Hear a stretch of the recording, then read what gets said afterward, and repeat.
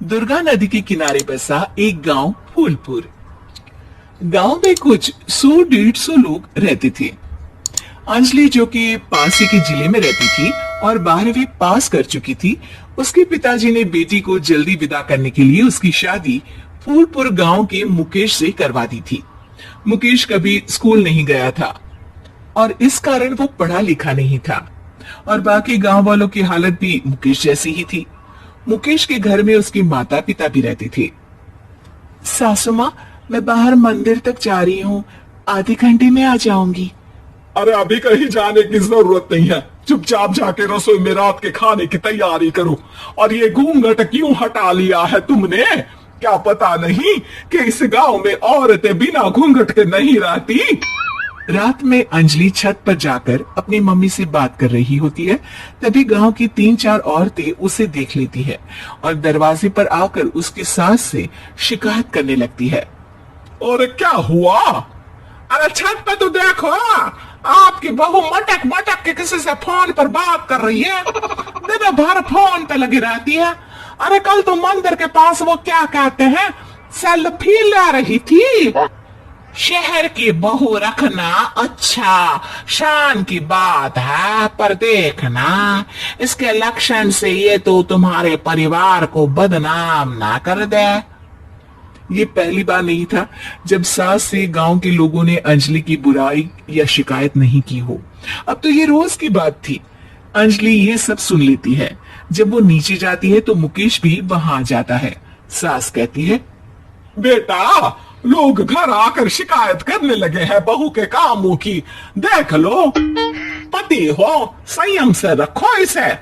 माँ जी, मैं तो अपनी माँ से बात कर रही थी, क्योंकि यहाँ कोई बात करने लायक ही नहीं है और अब मैं माँ के पास ही रहूंगी। वहाँ क्या रहना, वहाँ बाहर के लोग तो ठीक है, पर घर के लोग भी इज्जत ना दे सकी। अरे नहीं नहीं अंजलि, ऐसा नहीं है, धीरे धीरे सब ठीक हो जाएगा, तुम फिक्र ना करो। अरे बस कुछ बोलना ही नहीं है, सर पे चढ़ा रखा है बहू को।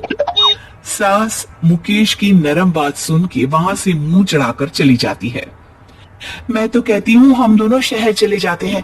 मैं पढ़ी लिखी हूँ, मुझे वहाँ नौकरी भी मिल जाएगी और थोड़े दिनों में आप भी वहाँ कुछ काम ढूंढ लेना। अरे नहीं नहीं अंजलि, हम यहाँ ना गांव का खेत, माँ पिताजी को छोड़कर शहर नहीं जा सकते। माँ पिताजी को कैसा लगेगा और गांव वाले क्या सोचेंगे? ये कहकर मुकेश सोने चला जाता है और अंजलि की गांव वालों द्वारा बुराई का सिलसिला बहुत दिनों तक चलता ही रहता है। लेकिन अंजलि गुस्सा ना दिखाते हुए समझदारी से काम लेती है। बारिश का मौसम चालू हो जाता है। जोरदार बारिश से पूरे गांव में हाहाकार मच जाता है। दुर्गा नदी में बाढ़ आ जाती है और बाढ़ का पानी पूरे गांव की फसल तबाह कर देता है। फसल की ये हालत देखकर गांव वाले निराश हो जाते हैं और बात तो यहाँ तक पहुँच जाती है कि कुछ लोग तो अंजलि को इस सब का दोषी ठहरा देते हैं। अरे पूरी फसल तबाह हो गई, पता नहीं किसकी नजर लग गई है। अरे जब से चौधरी परिवार में ये शहर की बहू आई है ना, तब से ही गांव की शांति चली गई है। इसके कर्म कांड से माँ दुर्गा नदी भी खुश नहीं है। ये सब सुनकर बेचारी अंजलि रोते हुए अपने घर चली जाती है।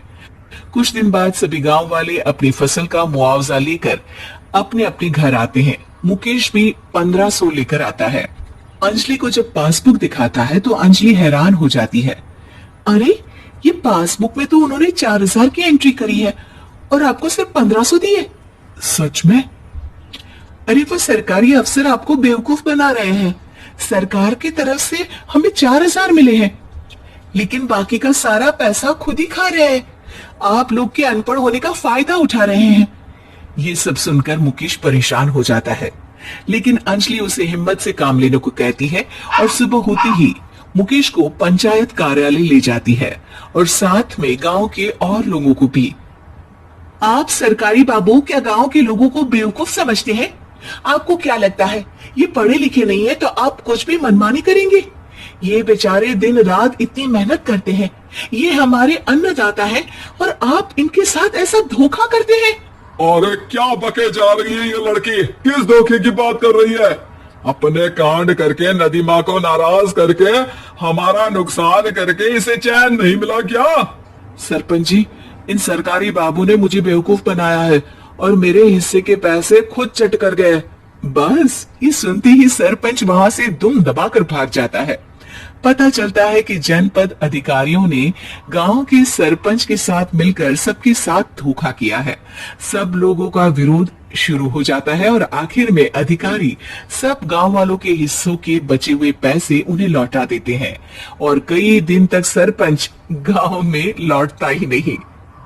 अंजलि, तुम नहीं होती तो हम गांव वालों को तो पता ही नहीं चलता कि ये हमें हर बार बेवकूफ बनाते हैं।